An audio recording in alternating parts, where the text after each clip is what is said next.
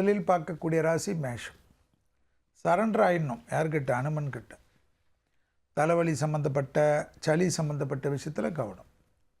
அரசாங்க உத்தியோகத்தில் இருப்பவர்கள், அரசு அதிகாரிகள் தேவையில்லாத விஷயத்திற்கு கையெழுத்து போடுவதை தடுத்துடணும். கோபதாபப்படாமல், மன அழுத்தம் படாமல் பொறுமையாக இருக்கணும். உள்ளூர், வெளியூர், தொலைதூர பயணங்கள்லாம் படிப்படியாக அனுகூலத்தை ஏற்படுத்தி தரும்.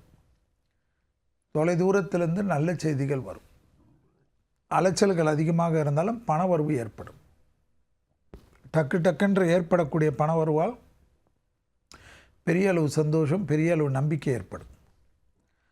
கண்டிப்பாக பகைமையாக இருந்த விஷயமெல்லாம் மறைந்து சந்தோஷம், அனுகூலம் ஏற்படும். குடும்பத்தில் துணை அல்லது துணைவியாருடைய பயணங்கள் மேற்கொள்ளலாம்.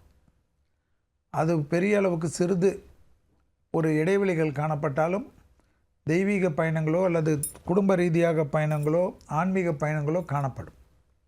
அந்த பயணத்திற்கு அவ்வளோ சந்தோஷமும் அனுகூலம் நிச்சயமாக ஏற்படும்.